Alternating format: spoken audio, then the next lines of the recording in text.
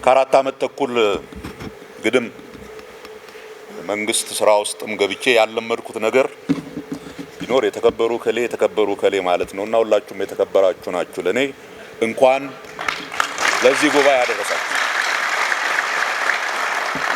ክቡራትና ክቡራን የኢዜማ ሁለተኛ ድንገተኛ ጉባኤ አባላት፣ ክቡራት የኢዜማ ሴቶች፣ ለዚህ ለዓለም አቀፍ የሴቶች ቀን በሰላም አደረሳችሁ ለማለት ፈልጋለሁ።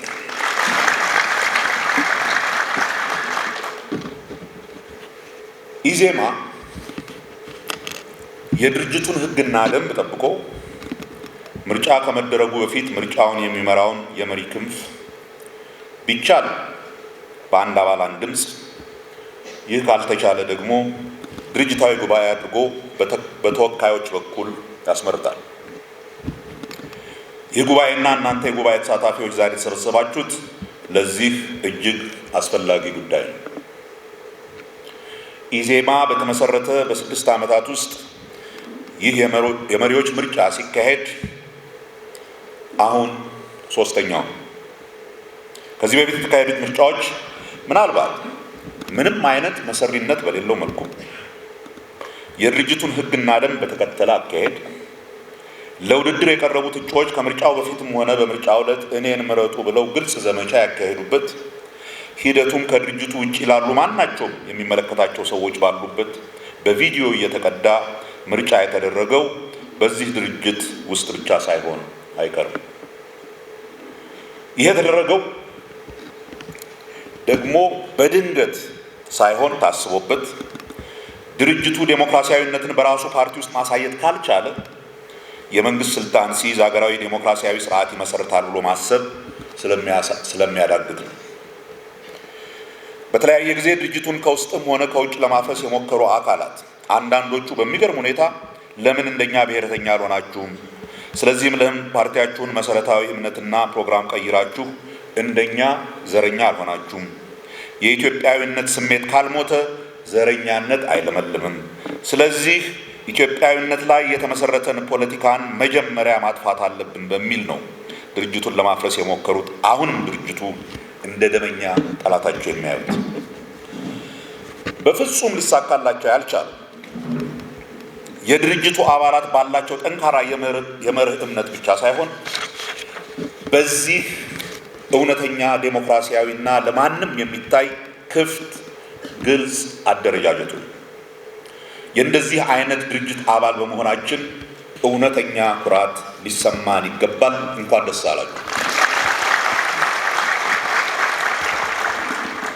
በእውነቱ እኔ በድርጅቱ ምስረታ ጉባኤ ላይ ይህንን ድርጅት እንድመራ እድል ሲሰጠኝ ምናልባትም በኢትዮጵያ ፖለቲካ ፓርቲዎች ታሪክ ለመጀመሪያ ጊዜ እውነተኛ ዴሞክራሲያዊ ፓርቲ የመሆን እድል ያለውን ይህን ፓርቲ በጣም አስቸጋሪና ክፉኛ መጓተት በበዛበት የሽግግር የፖለቲካ ሁኔታ መርቶ ወደ ታለመለት አቅጣጫና ዓላማ መግፋት ይቻላል ወይ የሚል ከፍተኛ የውስጤ ጥርጣሬና ስጋት ነበረብኝ።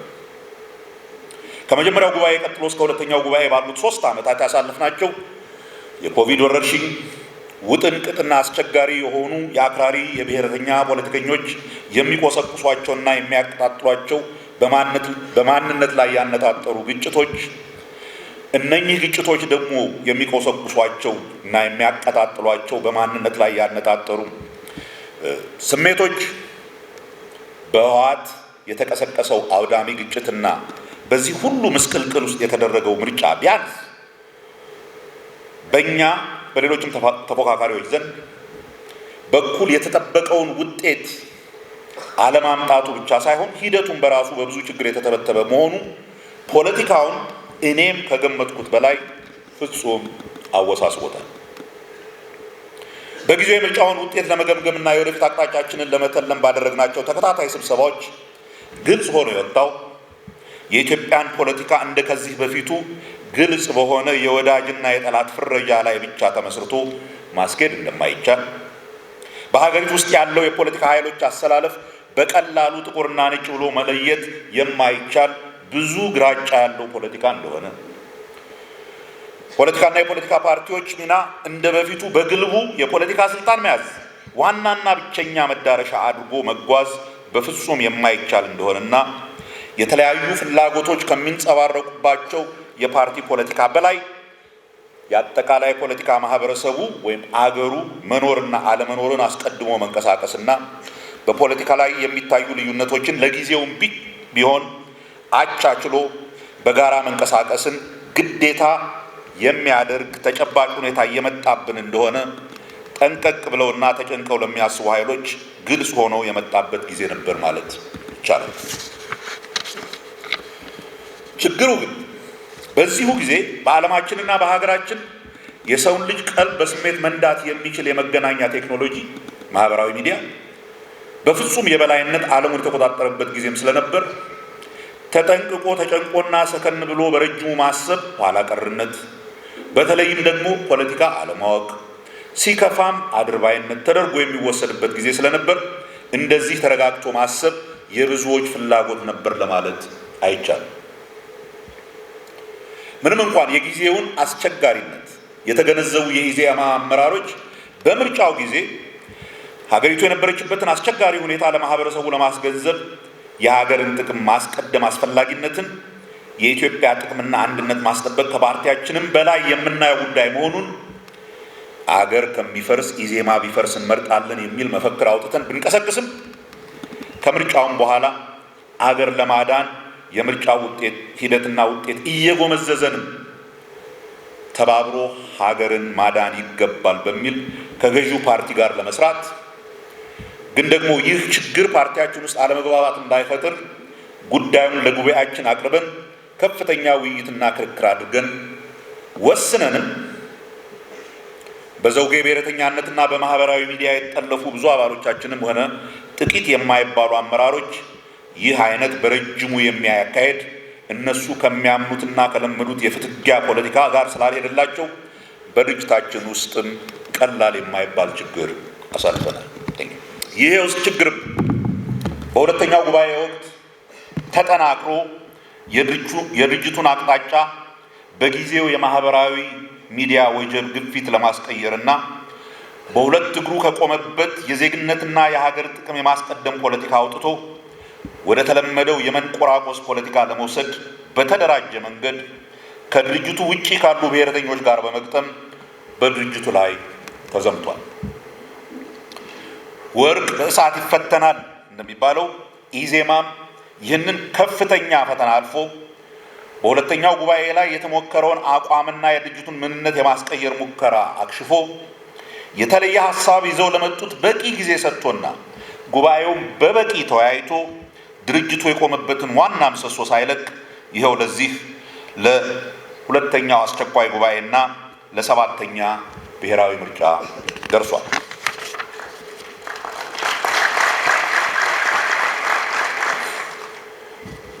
በዛ በሁለተኛው አስቸኳይ ጉባኤ ላይ ለድርጅቱ መሪነት ለሁለተኛ ጊዜ ስወዳደር ለጉባኤው እንደተናገርኩት ያ የመሪነት ምርጫ ለኔ የመጨረሻው እንደሚሆን፣ በሶስተኛው ጉባኤ ላይ በሚደረገው ምርጫ እንደማልወዳደር፣ ይልቁንም በተቻለ መጠን ድርጅቱን ወደፊት መውሰድ የሚችሉ አዳዲስና ወጣት አመራሮች ተክቶ ለመሄድ የምሰራበት ጊዜ እንደሚሆን በተናገርኩት መሰረት ዛሬ በዚህ ጉባኤ ላይ ተገኝቼ በዚያን ጊዜ የገባሁትን ቃል አክብሬ ከዚህ ውድድርና ከድርጅቱ መሪነት ራሴን አግልዬ ግን እስከ ዛሬ ድረስ ይህንን ድርጅት እንድመራ ለሰጣችሁኝ እድልና አክብሮት እኔም ይህን የመሰለ እውነተኛ ድርጅት እንድመራ ስለፈቀዳችሁልኝ የተሰማኝን ከፍተኛ ክብር ለመግለጽ የጉባኤውን ተሳታፊዎች ብቻ ሳይሆን መላውን የኢዜማ አባላትና ደጋፊዎች ከልቤ እንዳመሰግን ይፈቀድ።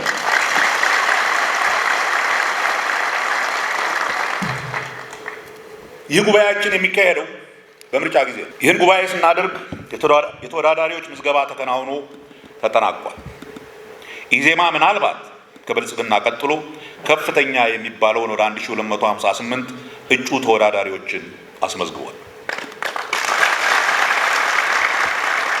ከዚህ ውስጥ 299ኙ ለፓርላማ የሚወዳደሩ ናቸው። ምርጫው ትንሽም ቢሆን ሞቅ ሞቅ እያለ ነው። ምናልባት ካልተሳሳትኩ ቢያንስ 12 የሚሆኑ ክርክሮች እስካሁን ተካሂደዋል። ከዚህ ውስጥ 3ቱ ተላልፈዋል። እኔ እስካሁን የተላለፉት እነኝህን ክርክሮች በቴሌቪዥን እንዳየኋቸው የኢዜማ ተከራካሪዎች የመከራከሪያውን አጀንዳ ሳይለቁ በጉዳዩ ላይ ኢዜማ ያለውን አቋም በፍጹም ብቃትና ኃላፊነት በሚሰማው ስሜት እንደ ከዚህ በፊቱ ክርክሮች ወይንም አሁንም በአንዳንዶች ዘንድ እንደሚታየው በመሳደብ ለመብለጥ ሳይሆን በሐሳብ ለመብለጥ ጥሩ የተሰራውን በማመስገን ስህተቶችን ያለ ርኅራኄ በመተቸት ሀገር የሁላችንም የጋራ ፕሮጀክት መሆኗን አጽንኦት በመስጠት እንዴት ወደፊት ለመውሰድ ሁላችንም መስራት እንደሚገባን በሚያሳይ መልኩ የተካሄዱ ነበሩ የኢዜማ ክርክሮች። ጠንካራ መርህ ላይ ቆመው የብሔር ፖለቲካን አገር አጥፊነት ማሳየትና መቃወም፣ አገሪቱ ውስጥ ያሉትን የተለያዩ ዘውጌ ብሔረሰቦች ባህል፣ ቋንቋና ስነ ልቦናን አለማክበር እንደሆነ አሃዳዊ በሚል አላዋቂ ፍረጃ ኢዜማን ለማጥላላት የሚሞክሩትን የሚያሳፍር ለሁሉም ኢትዮጵያዊ ከየትኛውም ብሔረሰብ ይምጣ እኩል የዜግነት መብትና በሀገሪቱ ጉዳይ ተሳታፊነትን የሚያጎናጽፍ እምነት ያለው መሆኑን ማንኛውም ብሔረሰብ ከሌላው ብሔረሰብ ያነሰም ሆነ የበዛ ኢትዮጵያዊነት ወይንም በሀገሪቱ ጸጋ የተለየ ተጠቃሚነት ሊኖረው እንደማይችል ይልቁንም በብሔር ስር ተወሽቆ የሀገሪቱን የጋራ ሀብት በሙስና ለመመዝበር የሚደረገው ሙከራ ሁላችንንም ሀገራችንንም በእጅጉ እንደሚጎዳ ለማሳየት ነበር የኢዜማ ተከራካሪዎች የሞከሩት። ይህ ሁሉ ደግሞ ለወደፊቱም የሀገሪቱን የፖለቲካ ቅኝት ለማስተካከል ባለመ ፍጹም ጨዋነት ነበር የተደረገው። እነኚህ ክርክሮች በእርግጥ በኢዜማነቴ እንድኮራና የወደፊቱ የኢትዮጵያ ፖለቲካ ካለፉት 50 ግድም ዓመታት ከተቸከለበት ሊወጣ እንደሚችል ፍንጭ ያየንበት ነበር። ትልቅ ምስጋና ለተከራካሪዎቻችን ስጡልኛል።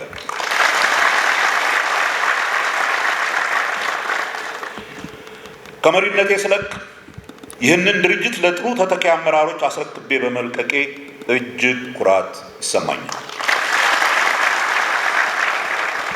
ያለቀና የበቃ ነው ለማለት አይደለም። ገና ብዙ የወደፊት መሪዎች ማፍራት ይጠበቅብናል። ኢዜማ የአመራር ማሰልጠኛ ማዕከል ያቋቋመውም ለዚህ ነው። ግን ከድርጅቱ መሪነት መልቀቄና ለእንዲህ አይነት ወጣቶች ማስረከቤ አስረክቤ መሄዴ እጅግ ያስደሰተኝን ያክል ትንሽም ቢሆን ያስቆዘመኝ ነገር አለ። ይኸው የትውልድ ወይም የእድሜ ሽግግሮች የሚያሳዩቸው ትንሽ የሚመስሉ ግን ዘላቂ እጥፋቶች እያዋዙ ሁኔታዎችን እንደሚቀይሩ ነው። ልብ ብላችሁ እንደሆነ እኔና ምናልባትም የኔ ትውልድ ሰዎች የዚህ የሶሻል ሚዲያ ዘመን በሰው ልጅ ላይ ያመጣውን የመተማመን መኮስመን ወይም ኢሮዥን ኦፍ ትረስት አደጋ ይታየናል፣ ያሳስበናል። የዛሬ ወጣቶች ግን በአብዛኛው የተመቻቸው ይመስላል። አንዳንዶች አሁን በኢዜማ አካባቢ ያሉ ወጣቶችን ጨምሮ እንዲያውም ይህንን ሚዲያ ለጥሩ ነገር እንዴት ሊጠቀሙበት እንደሚችሉ ያሰቡበትና እየተጠቀሙበትም ያሉ ይመስላል። የዘንድሮውን ምርጫ እስካሁን ብዙ ቅመም ጨምረው ነፍስ እየዘሩለት ያሉት በተለይ በኢዜማ በኩል የተሰለፉት የሶሻል ሚዲያ አርበኞች ናቸው። ሚዲያውን ለመሰዳደቢያና ለጥራዝ ንጠቃ ሀሳቦች አይጠቀሙበትም። ማስተላለፍ የሚፈልጉትን መልእክት ግን እያዋዙና እያፌዙ ደረቅ ሊሆኑ የሚችሉን ሀሳቦች በሙዚቃና በቀልድ አጅበው ባጭሩ ሲያስተላልፉ የብዙ ወጣቶችን ቀልብ እየሳቡ እንደሆነ ያሳያል።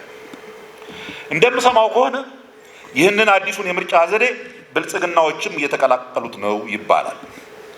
እኔ እንኳን አላየሁም።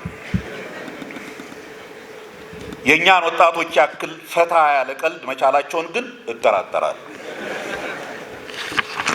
የኔ አይነት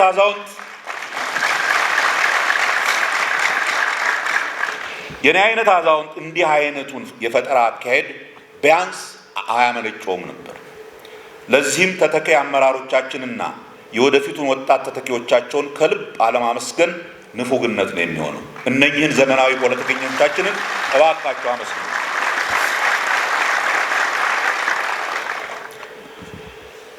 ውድ ጉባኤተኞች፣ የሚቀጥሉት 2 አስርት ዓመታት የኢትዮጵያ ፖለቲካ እስካሁን ከነበረበት የንትርክና የመጠፋፋት ፖለቲካ ወጥቶ ወደ ተረጋጋና ስልጡን ፖለቲካ መሸጋገሩ እጅግ ወሳኝና እንደ ሀገር ለህልውናችን ግዴታ ነው ብዬ ከምር አምናለሁ። ይህን ካላደረግን ደግሞ ሊመጣ የሚችለው አደጋ እጅግ ያሳስበኛል። ከፊታችን ያሉትን 2 አስርት ዓመታት በተለየ እንድናያቸው የሚያደርገን በአጠቃላይ በዓለማችንና በአካባቢያችን እየተቀየሩ ያሉ ነገሮችና በዚህም ምክንያት በሀገራችንም ሊመጡ የሚችሉ ለውጦችን ከግምት አስገብተን በረጅሙ ስናስብ ይህ ሽግግር ለምን አስፈላጊ እንደሆነ ግልጽ ይሆናል ብዬ ተስፋ አደርጋለሁ። በአጠቃላይ በዓለማችን ላይ የመጣ ካለው ወጀብ ልጀምር። ይህንን ንግግር በሀሳብ ደረጃ ማዘጋጀት የጀመርኩት የካቲት 23 2018 ወይም ማርች 2 2026 ነው። ይህ ዕለት አሜሪካና እስራኤል በኢራን ላይ ጦርነት በጀመሩ በሁለተኛው ቀንና ኢራንም ለዚህ ምላሽ በአሜሪካ በእስራኤልና በእነሱ ደጋፊዎች ናቸው በምትላቸው የገልፍ ሀገሮች ላይ ግን በአብዛኛው በእነኚህ ሀገሮች ባሉት የአሜሪካ ወታደራዊ ቤዞች ላይ በሰፊው ሚሳኤሎች መተኮስ የጀመረችበት ጊዜ መሆኑ ነው። በመጀመሪያው ቀን የቦምብ ድብደባ የኢራንን የሃይማኖትና የፖለቲካ መሪ በቤታቸው እንዳሉ ገድሏቸዋል። በነጋታው ወደ 175 ህፃናት የሞቱበት የሚናብ የሴቶች አንደኛ ደረጃ ትምህርት ቤት በቦምብ ተደብድቧል። ይህ ጦርነት ፍጹም ዓለም አቀፍ ሕግን የጣሰ የማናለብኝነት ጦርነት እንደሆነ አብዛኛው ጉዳዩን የተከታተለ ሰው የዓለም አቀፍ ድርጅቶችን ጨምሮ ይስማማሉ። ይህ ጦርነት በድንገት የተፈጠረ አይደለም። ለወራትና ምናልባትም ለዓመታት ዝግጅት የተደረገበት ነው። ከዚያ ጥቂት ሳምንታት ቀደም ብሎ የአሜሪካን መንግስት የአንድን ሉዓላዊ ሀገር መንግስት መሪ የቬኔዙዌላ ከነሚስታቸው አገራቸው ውስጥ በጦር ኃይል አስገድደው አግተው ወስደዋል። ከጥቂት ዓመታት በፊት እንዲህ አይነት ትዕቢት ያው የተባበሩት መንግስታት ሳይመክርበት ሆኖ አይታወቅም፣ አይታሰብም። አሜሪካ ኢራቅን ለመውረድ ስትዘጋጅ የሐሰት ማስረጃ ይዘውም ቢሆን የተባበሩትን መንግስታት ድጋፍ ለማግኘት ሞክረው ነበር። አሁን ለምን ለብቻቸው በማናለብኝነት ለመሄድ ወሰኑ? ይህ ዓለማችን ስላለችበት ዓለም አቀፉ ወይም ወርልድ ኦርደር የምንለው ስርዓት ምን ይነግረናል? በጥቅሉ እያየን ያለነው ከሁለተኛ ዓለም ጦርነት በኋላ የተመሰረተው የዓለም አቀፍ ስርዓት በማያጠራጥር ሁኔታ እየሞተ መሆኑን ብቻ ሳይሆን ያንን የሚተካው ስርዓት ምን መሆኑ በግልጽ ባልታወቀበት ሁኔታ የሚፈጠረውን አደገኛ ውዥንብርም ነው እያየን ያለነው። በአሁኑ ጊዜ ማየት ለሚፈልግ ሁሉ ግልጽ ሆኖ የወጣው ከሁለተኛ ዓለም ጦርነት በኋላ ቶቻችሁ ታስታውሳላችሁ። ሁለተኛ ጦርነትን ከፈጠሩት ነገሮች አንዱ የሊግ ኦፍ ኔሽንን ሕግ ማክበር አለመቻል። ኢትዮጵያ የዛ ማዕከል። ከሊግ ኦፍ ኔሽን ውድቀት በመማር የዓለም ሀገሮችን ግንኙነት ለሁሉም በእኩልነት በሚያገለግል ሕግ እንዲገዛ ተብሎ የተመሰረተው የተባበሩት መንግስታት ድርጅትና ወይም የተባበሩት መንግስታት ቻርተር የሚባሉ ተያያዥ ዓለም አቀፍ ድርጅቶች ከ40 ያላነሱ ሌሎች የተባበሩት መንግስታት ተቋማት ቻርተሩን ተግባራዊ ለማድረግ በፍጹም አቅም ተስኗቸው ሀያላን ሀገራት የሚባሉት በፈለጉ ጊዜ የማንንም ፈቃድ ሳይጠይቁ በፈለጉት ሀገር ላይ የፈለጉትን የኢኮኖሚ የፖለቲካና ወታደራዊ እርምጃ መውሰድ የሚችሉበት የ19ኛው መቶ ክፍለ ዘመን አይነት ጉልበተኞች አገሮችን ቅኝ የሚገዙበት ያ ዘመን የጉልበተኞች ዘመን እየመጣ እንደሆነ ግልጽ እየሆነ፣ አንዳንድ ተንታኞች ይህንን ሁኔታ በአቅም ላይ የተመሰረተ የጉልበተኛ ሀገሮች ፖለቲካ ወይም ቢግ ፓወር ፖለቲክስ ይሉታል። ይህ ደግሞ በዓለም አቀፍ ደረጃ ብቻ ሳይሆን በተለያዩ የዓለም ቀጠናዎችም ራሱን ችሎ የሚከሰት የዓለም የሕግ ስርዓት የሚባለው ከሞላ ጎደል ፈርሷል ማለት ይቻላል። ይህ ዓለማችንን ወዴት ይመራታል? ሰላም ሆና መቆየት ትችላለች ወይንስ ከዚህ በፊት ያየናቸው አይነት በተለይ በዛሬ ጊዜ ኒውክሌር ዘመን እንደመሆኑ ውጤቱ የሰውን ልጅ ፍጹም ሊያጠፋ የሚችል እጅግ የከፋ ሊሆን እንደሚችል ሳንረሳ መጠነ ሰፊ ዓለማዊ ጦርነቶች ይከፈታሉ። በአንድ ምሰሶ ላይ ቆሞ የነበረው ወይም ዩኒፖላር ወርልድ የምንለው ወደ ብዙ ምሰሶ ያለው ዓለም ወይም መልቲፖላር ወርልድ የሚሸጋገር ከሆነ በሰላም መሸጋገር ይችላል ወይንስ በመጨረሻው ጉልበት የሚፈታው ነው የሚሆነው? በዚህ ሁኔታ እንደ ኢትዮጵያ ያሉ ገና ያልጠነከሩ ድሃ ሀገሮች፣ በተለይ የአፍሪካ ሀገሮች እጣ ፈንታ ምን ይሆናል? ሉዓላዊነታቸውን ጠብቀው መቆየት ይችላሉ? ምን አድርገው? ወይንስ ቀጥተኛ ወይንም የእጅ አዙር ቅኝ ተገዥነት ውስጥ ይወድቃሉ? ይህንን ሁኔታ ዝም ብሎ በተስፈኝነት አይሆንም ብሎ ማለፍ አይቻልም። በተለይ ሀገሮችን የማስተዳደር ኃላፊነት ያለባቸው መንግስቶችና የመንግስት ስልጣን ለመያዝ የሚያስቡ የፖለቲካ ድርጅቶች ይህን በጥሞና አስበው ከዚህ አይነት አደጋ አገራቸውን እንዴት መከላከል እንደሚችሉ ተጨንቀው ተጠበው ከጊዜያዊ የፖለቲካ ፍጆታ ባለፈ ዘላቂ ስትራቴጂ ነድፈው እንዲንቀሳቀሱ የሚያስገድዳቸው ጊዜ ነው። ይህ ጊዜ ፖለቲካን ራሱ የሚያዩበትን መነጽር እና አካሄድ ሊቀይር የሚችል ጊዜ እየመጣ መሆኑን መገንዘብና ለዚያም መዘጋጀት ብልህነት ነው። የዓለም ስርዓት መቃወስ ግን የሰው ልጅን የገጠመው ብቸኛ ቀውስ አይደለም። ሌሎች ብዙ ተያያዥነት ያላቸው ቀውሶች በአንድ ላይ የመጡበት ጊዜም ነው ይህ ያለንበት ጊዜ። የአካባቢ አየር መቀየር ክላይሜት ቼንጅ ዓለማችንን ለመኖር አስቸጋሪ እያደረጋት ነው። እንደ በፊቱ ለመኖር ምቹ የሆነች ሳይሆን ብዙ የዓለማችን ክፍሎች ለሰው ልጅ መኖሪያ በማይሆን መልኩ ምድረ በዳ ወይንም በባህር የሚጥለቀለቁበት ዓለም ሊሆን የሚችልበት ሁኔታ ካሁን በኋላ ዝም ብሎ ግምት አይደለም።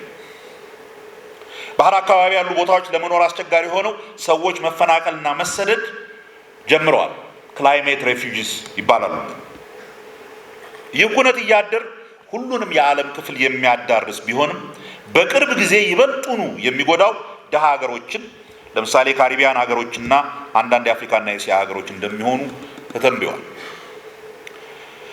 በዚህ ሁኔታ ከዚህ በፊት በለመድነው መንገድ እያመረትንና እየተመገብን መቆየት የማይቻል እየሆነ ነው።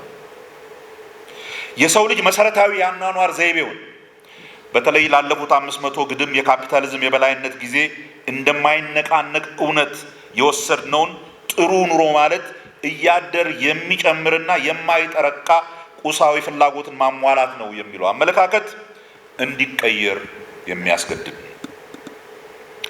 ቴክኖሎጂ ይዞ የሚመጣው እድል እንዳለ ሆኖና ያንን ለበጎ ለመጠቀም መሞከሩ ጥሩ ሆኖ ቴክኖሎጂ ይዞ ሊመጣ የሚችለውን መዘዝም በቀላሉ ልናየው የምንችለው አይደለም።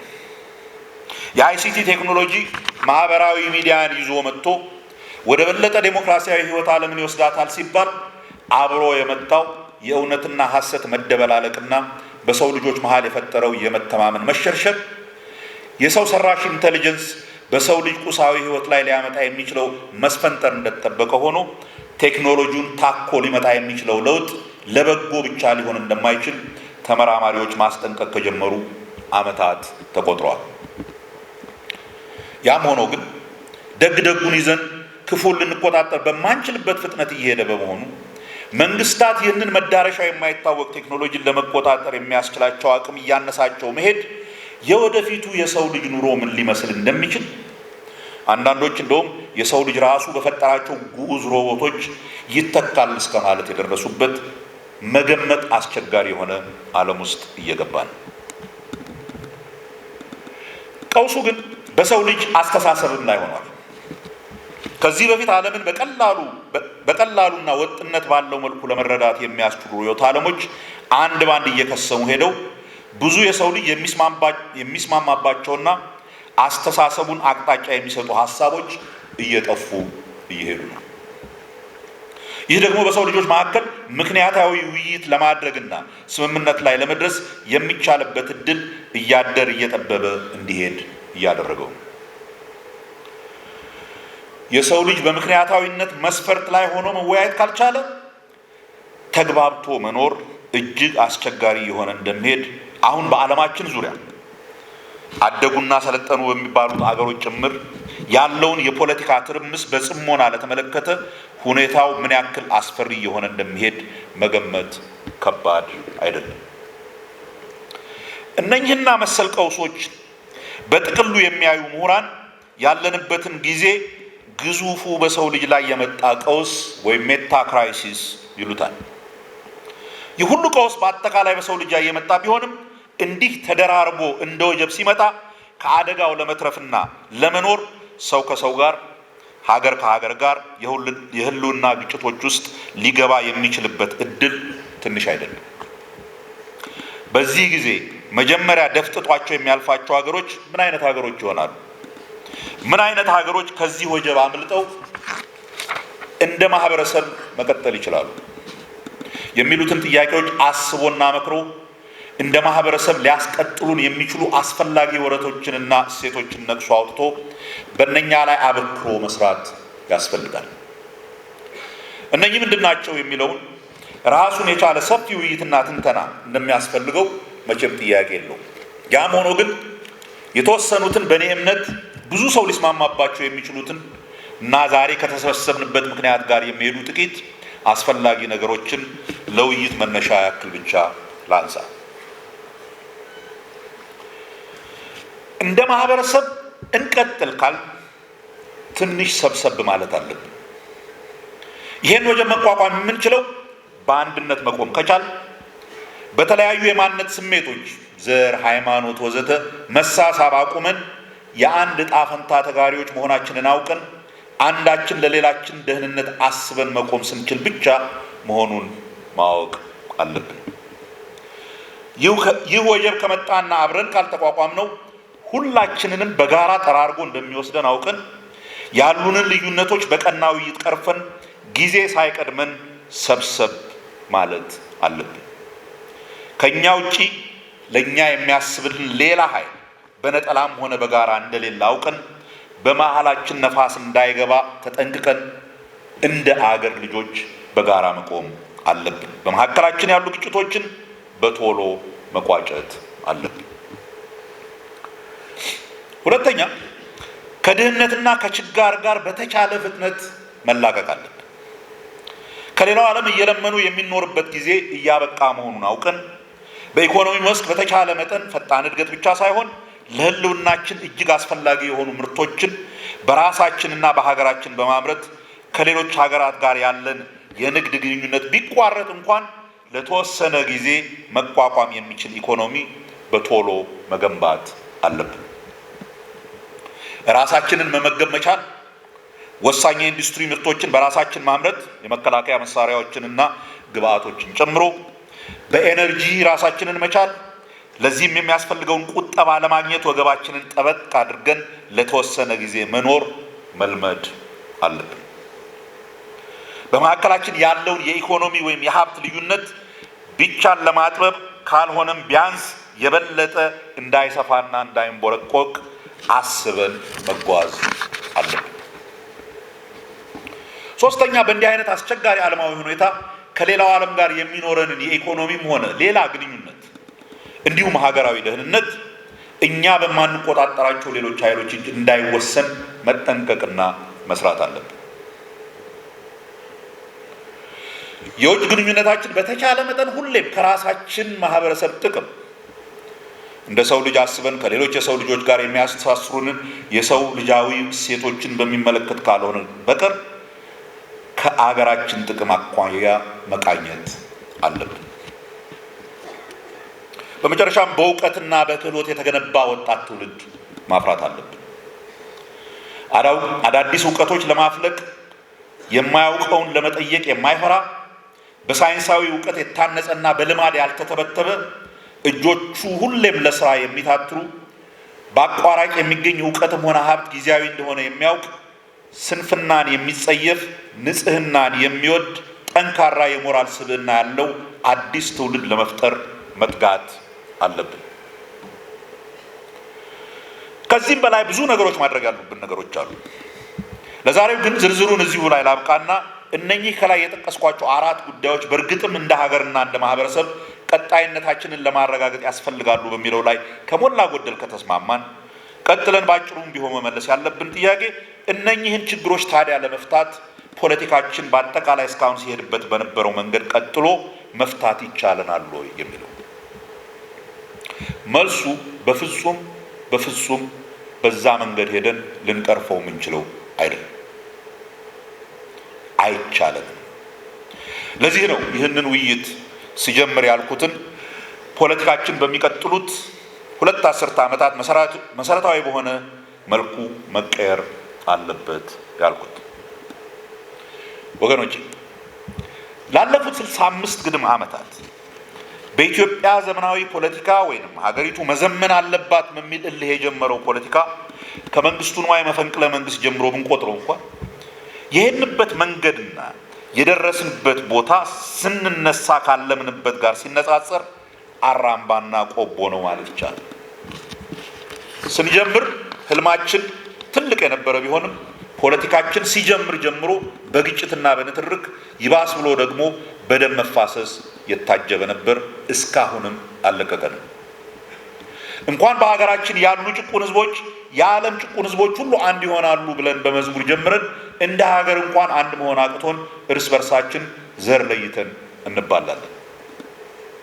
የድህነት ችግራችንን በጭፍር ርዕዮተ ዓለም ተመርተን በአዲስ ኮሚኒስት ስልተ ትምህርት በመቀየር ድህነትን ከምድረገጽ እናጠፋለን ብለን ተነስተን ድህነትን አባብሰን አረፍን። በኮሚኒዝም የሚመጣውን ዘመናዊ ሜካናይዝድ እርሻ ተንተርሰን ረሃብን ከሀገራችን እናጠፋለን ብለን ተነስተን ከ60 ዓመታት በኋላም 80 በመቶ የሚሆነው የሀገራችን ህዝብ ከሁለት በሬ ባልተላቀቀ ፍጹም ኋላ ቀር እርሻ መከራውን ይበላል። በዚያን ዘመን ከነበረው የአውራ ፓርቲ ፖለቲካ እስካሁን ትርጉም ባለው መልኩ መላቀቅ አልቻለም።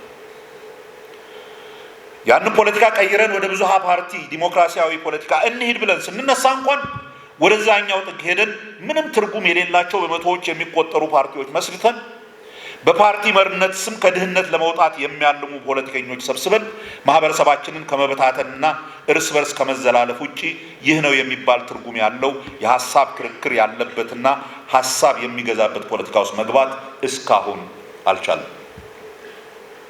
በኋላ ቀርነታቸው የምንረግማቸው ግን ደግሞ የሀገራችንን አንድነት አስጠበቁልን፣ የባህር በራችንን ከቅኝ ገዢዎች አስለቀቁልን ብለን በኩራት የምናወድሳቸው አያት ቅድመ አያቶቻችን ያቆዩልንን እንኳን መጠበቅ አቅቶን የባህር በር የሌላት ግን በጣም ብዙ ህዝብ ያላት ትልቁ ሀገር መባል መታወቂያችን ሆኗል።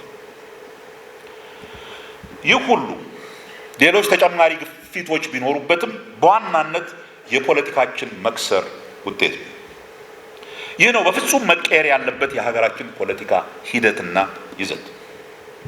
ይህ ፖለቲካ ነው ለሀገራችን ህልውና ሲባል በፍጹም መቀየር ያለበት። ጥያቄው ወደ ምንድን ነው የሚቀየረው? እንዴት ነው የሚቀየረው የሚለው ነው። በዚህ ላይ ጥቂት መነሻ ነጥቦች ላንሳ። እኔ እስከሚገባኝ ድረስ ፖለቲካ የአጠቃላይ የማህበረሰቡ የጋራ ጉዳይ ነው። በሀገር ፖለቲካ ዙሪያ የሚወሰኑ ማናቸውም ውሳኔዎች የአጠቃላይ የማህበረሰቡን ጥቅም ማስጠበቅን ማዕከል ያደረጉ መሆን ያለባቸውም ለዚህ ነው። ከሌላው የማህበረሰብ ክፍል በተለየ የግልና የወል ፍላጎታችንን ማለትም የተወሰኑ የማህበረሰብ ክፍሎችን የሚመለከቱ ብቻ ከሆኑ ለማስጠበቅ የምንጠቀምበት ከሆነ ፖለቲካው ይቆሽሻል፣ ይበላሻል፣ የፍትጊያ መድረክ ይሆናል። በእርግጥ በግል ወይም በወል የሚያስፈልጉን ግን በጋራ እንደ ማህበረሰብ ብቻ ልናሟላቸው የምንችላቸው ፍላጎቶች አሉ። ለምሳሌ የሃይማኖት ስብስቦች ሃይማኖታቸው እንዲከበር ከሌሎችም ሃይማኖቶች እኩል እንዲታይላቸው ሃይማኖታቸውን በራሳቸው አውድ በሰላም እንዲያከብሩ ይፈልጋሉ። ይህን በእርግጠኛነት ሊያገኙ የሚችሉት የፖለቲካ ስርዓቱ መብታቸውን እንደ ሁሉም የማህበረሰብ ክፍል በእኩልነት ሲያይላቸው ብቻ ነው።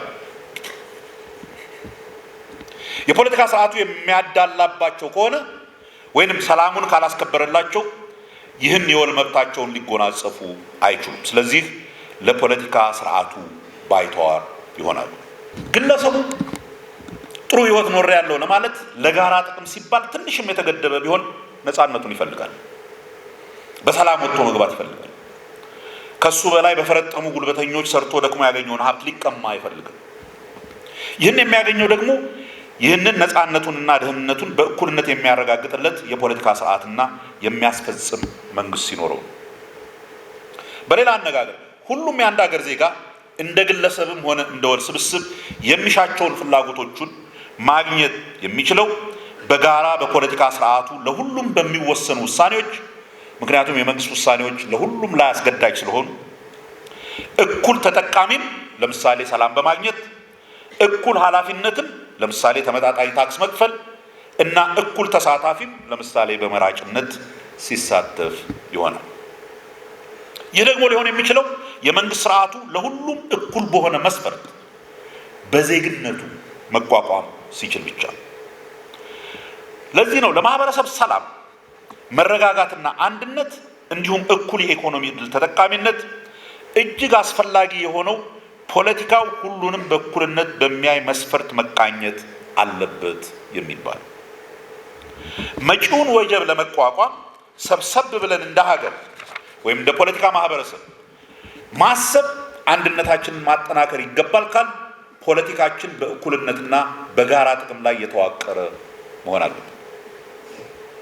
ፖለቲካን በዘርና በሃይማኖት አዋቅረን የተለያዩ ዘሮችና ሃይማኖቶች ባሉባት ሀገር በሰላም እንኖራለን ማለት አስቸጋሪ። የኢትዮጵያ ፖለቲካ ወሳኝ በሆነ መንገድ በሚቀጥሉት ዓመታት ወደዚህ አይነት የዜግነት ላይ የተመሰረተ ፖለቲካ መግባት አለበት ብዬ አምናለሁ። ከዚህ አንጻር ኢዜማ የቆመበትን ይህንን መርህ በጊዜያዊ የብሔር ስሜት ግፊቶች ሳይጠለፍ አጠንክሮ ይዞ መቀጠል የዚህ አቋም ተጠቃሚነት ለሁሉም ማህበረሰባችን ጥቅም እንደሚያስፈልግ ከራሱ አልፎ ሌሎችንም የፖለቲካ ኃይሎች እንዲረዱትና እንዲቀበሉት ሞትወት ይገባል። ፖለቲካው በዜግነት ላይ መመስረቱ ብቻውን ግን ከውስጥ መጓተት ያድነዋል ወይንም የሚመጣውን ወጀብ ለመቋቋም ብቻውን ይበቃል ማለት አይደለም። የኢኮኖሚ ጥቅሞችና ፍላጎቶች ለግጭት፣ ላለመረጋጋትና በአጠቃላይም ለአገር ደካማነትና ለወጀቡ ተጋላጭ ያደርገናል። አስበን አቅደንና ደክመን ሰርተን ማህበረሰባችንን ከድህነት ማውጣት ኢኮኖሚያችን በቀላሉ የማይናጋ ጠንካራ መሰረት ላይ ማቆም ይጠበቅብናል። እንደ ሀገር ምርታችን በቂ አይደለም። በሰፊው ማምረት አለብን። ኢኮኖሚያችን ክፉኛ ለውጭ ኢኮኖሚ መዋዠቆች ተጋላጭ ነው። በዋና ዋና የኢኮኖሚ መስኮች የሀገር ውስጥ ጠንካራ መሰረት መጣል አለ። ለሁሉም ዜጎቻችን ኢኮኖሚያዊ እኩልነትን ማረጋገጥ እንኳን ባንችል የተሻለ ህይወት የመኖር እድልን ለብዙ ዜጎቻችን እንዲደርስ ማድረግ አለብን። ፍጹም ድህነትን በተቻለ ፍጥነት ከሀገራችን ማጥፋት አለብን። ይህ እጅግ በጣም ብዙ ስራ ይጠይቃል። የሁሉም ፖለቲከኛ ዋና ፍላጎት መሆን አለበት። ፖለቲካችን የምንከተላቸው ፖሊሲዎች ይህን እንድናደርግ የሚያስችሉን ሊሆኑ ይገባል። በዚህ ላይ የሀገሪቱ የፖለቲካ ኃይሎች የጋራ ስምምነት ወይም አንድ አቋም ሊይዙ እንኳን ባይችሉ፣ በአካሄድ በፖሊሲ ቢለያዩ እንኳን ቢያንስ የመናቆር አልፎም የግጭት ምክንያት እንዳይሆኑ መጠንቀቅን ይጠይቃል። የፖለቲካ ስልጣኑን የያዘው ማንም ሆነ ማን የፖለቲካ ስልጣኑን የራሱን ወይንም የተወሰነ የህብረተሰብ ክፍል ጥቅምን በአድሎ ለመጫን እስካልሞከረ ድረስ የፖለቲካው ሰላም መሆን እነኝህን የኢኮኖሚ ፍላጎቶች ለማሟላት እና በዘላቂነት ማህበራዊ መረጋጋት ለመፍጠር ከዚያም በጋራ የውጭ ጫናዎችን ለመቋቋም ያስችለናል። የፖሊሲና የአካሄድ ልዩነቶች ወደ ግጭት የሚወስዱ እንዳይሆኑ ሁሉም ፖለቲከኛ በኃላፊነት ስሜት እንዲንቀሳቀስ ያስፈልጋል።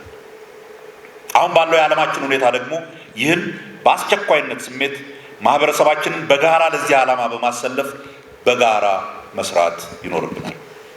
አሁን ያለንበት ድህነትና የኢኮኖሚ ሁኔታ ይህን ወጀብ አልፈን እንደ ማህበረሰብ ለመቀጠል በፍጹም አያስችልም። በውስጣችን ያሉ የፖለቲካ፣ የሃይማኖት፣ የዘር ማንነት ወዘተ ልዩነቶችን የውስጥ ባላንጣዎቻችንን ለመጉዳት በሚል ወይንም ለአጭር ጊዜ የቁስ ጥቅም በሚል በምንም አይነት ፖለቲካችንን የውጭ ኃይሎች መጠቀሚያ እንዳናደርገው መጠንቀቅ አለብን። መጪው ፖለቲካ እንዲህ አይነት ባንዳነትንና ስግብግብነትን የማይሸከም መሆኑን እንዲህ አይነት ደካሞች ከፖለቲካው ሊጠቀሙ የማይችሉ መሆኑን ሁሉም ሀገራዊ የፖለቲካ ኃይሎች ማሳየት አለባቸው።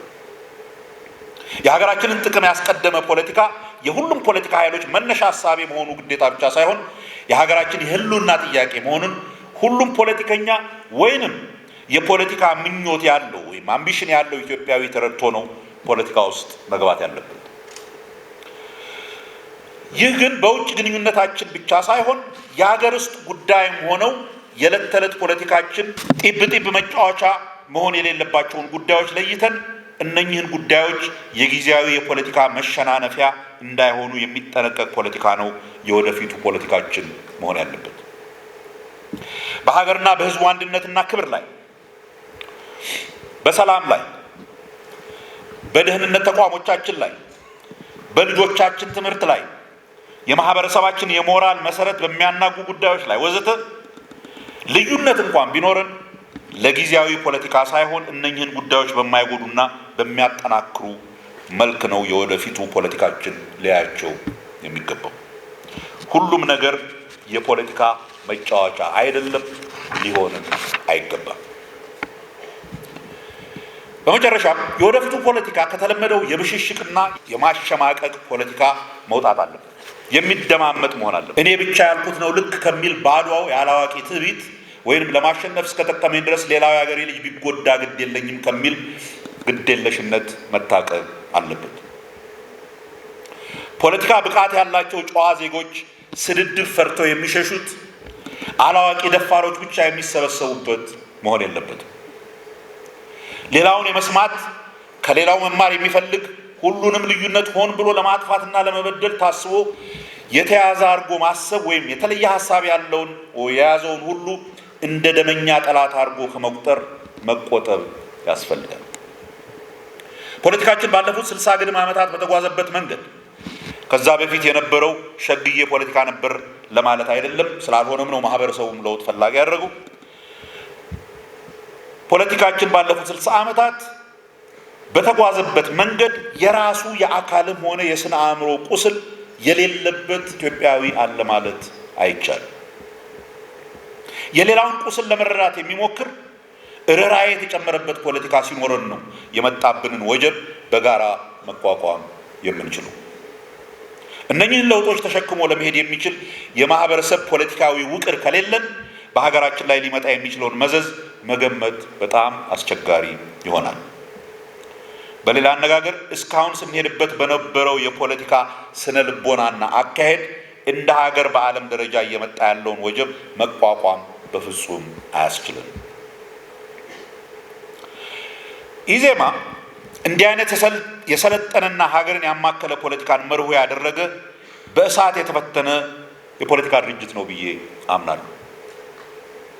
እየመጣ ያለው ፖለቲካ እንደዚህ ያሉ የሰከኑ የፖለቲካ ድርጅቶችን የሚያጎለብት፣ በጭፍን ስሜትና በብሽቅ ፖለቲካ የተካኑትን እያኮሰመነ የሚሄድ ይመስለኛል። የኢዜማ አይነት ድርጅቶች መኖራቸውና ቀጣይነታቸው በሀገራችን የተረጋጋ ዘላቂ የፖለቲካ ስርዓት ለመመስረት አስፈላጊ ነው ብዬ ከልቤ አምናለሁ። ይህንን ኃላፊነቱን እንዲወጣ ደግሞ ኢዜማ በእምነቱና በአቋሙ ዙሪያ የሚሰበሰቡና ለመማር ዝግጁ የሆኑ ወጣቶችን መሳብ፣ ፖለቲካን ፈርተው ሸሽተው የነበሩ ግን ሀገራቸውን የሚወዱና ምክንያታዊ ፖለቲካን የሚሹ ወገኖችን በሩን ክፍት አድርጎ መቀበልና ማሰባሰብ አለበት። የቀድሞውን አይነት የአውራ ፓርቲ ፖለቲካ ለመቋቋምና በዘላቂው የተረጋጋና ዴሞክራሲያዊ ፖለቲካ በሀገራችን እንዲያብብ ኢዜማ በአደረጃጀቱም ሆነ ለእምነቱ ባለው ጽናት ጉልህ ሚና መጫወት ይችላል ብዬ ከልቤ አምናለሁ። በዚህ እምነቴም ኢዜማውያን እንደማታሳፍሩኝ እርግጠኛ ነኝ።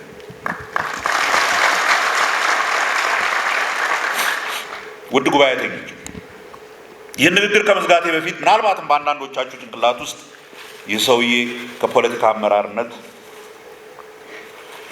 ለምን ጡረታ መውጣት ፈለገ ብላችሁ የምታስቡ ካላችሁ እውነተኛ ምክንያቴን ቢያንስ ወደዚያ ውሳኔ የገፉኝን ከኔው አንደበት እንድትሰሙት ያክል 1-3 ነጥቦችን አንስቼ ላብቃ። የመጀመሪያው ግላዊ ወይም እንደ ግለሰብ እድሜ እየገፋ ሲሄድ ራስን ከማዳመጥና ከራስ ጋር በመነጋገር የሚሰሙ ስሜቶች ናቸው። ይህንን ለረጅም ጊዜ ፖለቲካ ውስጥ መቆየት ያመጣው ዝለትና ከዕለት ተዕለት እሳት ወጥቶ በጥሞና ማሰብና ማረፍን የሚፈልግ የዕድሜ ግፊት እንበለው። አንዳንድ ጊዜ ሳስበው ለእኔ የሚገርመኛል። ቢያንስ ላለፉት ግማሽ ምዕተ ዓመት በትክክል ከቆጠርኩት ከ16 ዓመቴ ጀምሬ በአንድ መልኩ ወይንም በሌላ በኢትዮጵያ ፖለቲካ ውስጥ ተሳትፌያለሁ። በወጣትነት ከጋለ ስሜት መጠጥ እስካለ የአዛውንት አሳቢነት ድረስ አለሁበት። ብታምኑም ባታምኑም ብዙ ጊዜ ልሸሸው ሞክሬያለሁ። አንድ ወይንም ሌላ በደል ወይንም ችግር ወይንም ብዙ ጊዜ ውስጥ ያለ የኃላፊነት ስሜት ጎትቶ መልሶ ያስገባኛል። በአጠቃላይ ግን ፖለቲካ እንደ ስራ አስፈላጊም አድካሚም ብዙ ነውር ያለበትም ነው። በተለይ ከፍ ላለ ዓላማ ለተቀላቀለ ሰው በወጣትነት እድሜ የምትችለውን እድሜ እየገፋ ሲሄድ በቀላሉ የምትቀበለው አይሆንም። ክፉን የመቀበል ጫንቃህ ብቻ ሳይሆን የሚዝለው ለረጅም ጊዜ በዝርዝር አስበህ ወደ እውነቱ ለመጠጋት ያለህን ጉልበት እየቀነሰ ይሄዳል። በዚህ ጊዜ ለራስህና በቅርብህ ላሉ ሰዎች ብቻ አስበህ ውሳኔ እየሰጠ መሄድ ላይደግምህ ይችላል። ብትሳሳትም እንኳን ክፉ ውጤቱ በራስህ ላይና በጥቂቶች ላይ ይሆናል። ውሳኔ የምትሰጥበት ጉዳይ የብዙ ህይወትን የሚመለከት የሀገር ጉዳይ ከሆነ ግን ያውም እንደዚህ አይነት የመጨረሻ ውጤቱ ያልታወቀ ትልቅ ዓለማዊ ለውጥ ባለበት ሁኔታ ለመሳሳት ያለው እድል በጣም ጠባብ። ስለዚህ ጉልበቱና ክህሎቱ ላላቸው ቦታውን መልቀቅ፣ ጊዜው የሚጠይቀው አዲስ አመለካከት ላላቸው በሰላም አስረክቦ መሄድ ለራስም ለድርጅቱም ለሀገርም ይጠቅማል። ሁለተኛው ምክንያት ደግሞ በአጠቃላይ በሰው ልጅ የመጣው ከምክንያታዊነት ከማሰብና ከእውነት ጋር የተጣላ የንትርክና የሙግት ባህል አድካሚ እየሆነ መሄዱ በማህበራዊ ሚዲያ ዘመን ምክንያታዊነት በጠፋበት የሰው የማንበብ ትዕግስት በተሟጠጠበት እውነትና ሐሰት መለየት ባልተቻለበትና ለእውነት ወገንተኛነት እጅግ በቀነሰበት ፖለቲካ ብቻ ሳይሆን በአጠቃላይ ምንም አይነት ውይይት ውጤታማ ሊሆን አይችልም። ዝም ብሎ ጉንጭ ማልፋት ነው የሚሆነው። በዚህ አይነት ጊዜ ምክንያታዊ ሰዎች በፖለቲካው ብቻ ሳይሆን በአጠቃላይ ከህዝብ መድረክ ወይም ፐብሊክ ኢንጌጅመንት ትንሽ መራቅን ቢመርጡ የሚገርም አይደለም። ይህም በአጠቃላይ በዓለም ደረጃ በብዙ ምሁራን ዘንድ እየታየ ያለ የተስፋ ማጣትና ራስን ከጭቅጭቁ ሜዳ አርቆ ከዕለት ተዕለት የስሜት ግልቢያ ታቅቦ ቀስ ብሎ ሁኔታውን ለማጥናትና ለማወቅ ያለ ስሜት እያደገ እንደመጣ ጥናቶች ያመለክታሉ። እውነት ለመናገር እኔንም የዚያ አይነት ቫይረስ የያዘኝ ይመስለኛል። የሰው ልጅ ራሱን ለማጥፋት የሚሄድበት መንገድ ያስገርመኛል። ይበልጥ እንዳውቀውም ውስጤን ይጎተጉተኛል። ስለዚህም ትንሽ ነጠል ብሎ ለማንበብና ለማሰብ ቀልቤ ይሻል። ስለዚህም በዚች ባለችኝ ቀሪ ጊዜ በስፋት ልመለከታቸውና ልጽፍባቸው የምፈልጋቸው ጉዳዮች አሉ። ለእነኛ ስራዎች ትንሽ ጊዜን መስጠት እፈልጋለሁ። ቢያንስ ለመጪው ትውልድ ይህ ዓለም እየሄደበት ካለበት የቀውስ አካሄድ አንጻር ለራሱም ሆነ ለሀገሩ ቀጣይነት ለመስራት እንዲችል ምን ማድረግ እንዳለበት የሚጠቁም የታሰበበት የሽማግሌ ምክር ማበርከት እፈልጋለሁ።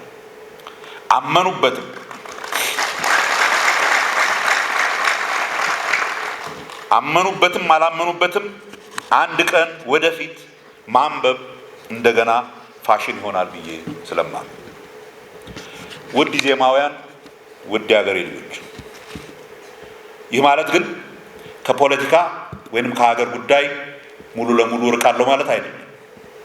እንደ ዜጋ ለሀገር የሚጠቅም ነገር ለመስራት አቅም እስከፈቀደ ድረስ በድርጅት ውስጥ አካዳሚውን በመደገፍ ወይንም ወጣት አመራሮችን በማሰልጠን ወይንም ፈጣሪ አይበለውና ወጣቶች ከአዛውንቶች ሀሳብ እንፈልጋለን ካሉ በሀገር ጉዳይ ለመመካከር ሁሌም ፈቃደኛ ነኝ። ከድርጅቱ ውጭም ቢሆን በማስተማር ወይንም በመንግስት ስራም ቢሆን ከፖለቲካ ወጣ ባሉ ሙያዊ ስራዎች ማገዝ አቅም እስካለኝ ድረስ የምቀጥል ይመስለኛል።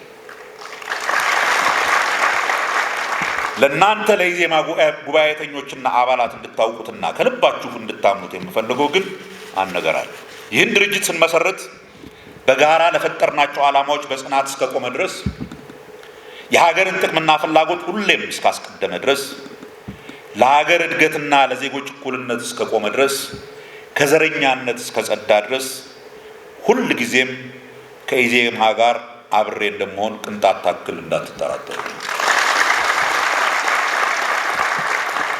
በመጨረሻም መላው የኢዜማ አባላት በድጋሚ ድርጅቱን እንድመራ ለመረጣችሁኝና ይህንን ከፍተኛ ኃላፊነት ለሰጣችሁኝ፣ በአስቸጋሪና ፈታኝ በሆነ የፖለቲካ ምህዳር ውስጥ ሆነን ከተለያዩ የፖለቲካ ኃይሎች በሚወረወሩ አልባሌ አሉባልታዎች ሳትደናገጡ፣ አንዳንዴም ከቅርብ ወዳጆችና ጓደኞቻችሁ ጭምር የሚመጡ ግፊቶችን ተቋቁማችሁ ከጎናችን ለቆማችሁት ለሰጣችሁኝ አክብሮትና ጓዳዊ ፍቅር እጅግ እጅግ ከልቤ ላመሰግናችሁ እወዳለሁ። ከፊታችን ያለው ጊዜ ለኢዜማ አይነት ፓርቲ ብሩህ ነው። ያ ማለት ግን ወደፊት የሚኖረው የፖለቲካ የሀገር ሁኔታ አልጋ በአልጋ ይሆንላችኋል ማለት አይደለም። አንድነታችሁን ጠብቃችሁ፣ ልዩነት ሲኖራችሁ ባሉት መዋቅሮች ውስጥ አድቅቃችሁ ተወያይታችሁ፣ ካልባሌ ሐሜትና ወሬ ታቅባችሁ፣ የድርጅቱን ሕግና አሰራር ተከትላችሁ እናንተው የመረጣችኋቸውን ወጣት መሪዎች አክብራችሁ እስከሄዳችሁ ድረስ መሪዎቹም አባላቱን አክብረው ከአባላት የሚመጡ ሀሳቦችን ችላ ሳይሉ ከግምት እስካስገቡና በውስጣቸውም እርስ በርስ ሽኩቻ ወጥተው በጓዳዊ ፍቅር መስራት እስከቻሉ ድረስ ይህን ደግሞ እንደሚያደርጉ ጥርጥር የለኝም። ይህ ድርጅት ከፍተኛ ቦታ እንደሚደርስ ፍጹም አልጠራጠርም።